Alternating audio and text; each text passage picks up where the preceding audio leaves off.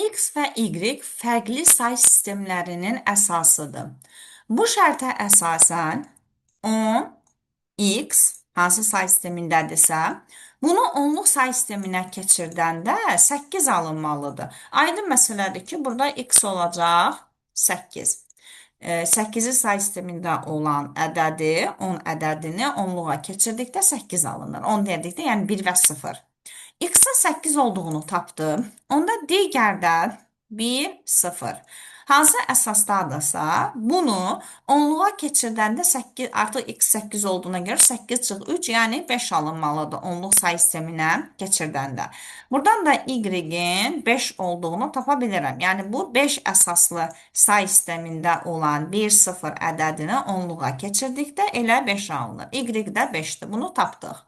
İndi x əsaslı, yəni 8-ci say sistemində verilmiş, bu artıq bir ədəd kimidir, üzərindəki xətti görürük. X çıx 1, yəni 7, yanındakı da 7, yəni 7, 7. Bu ədədi x say sistemində olan bu ədədlə y say sistemində olan, yəni 5-li say sistemində olan bu ədədin cəmini 8-ci say sistemində tapmalıyıq. Hər ikisini onluğa çevirib yenidən 8-yə gətirə bilərəm. Məsələn, bunu onluq say sisteminə gətirirəm. 7 vur 8 üstü 1, 56 üstə gəl. 7 vur 8 üstü 0. 56, o birisi də eləyir elə 7.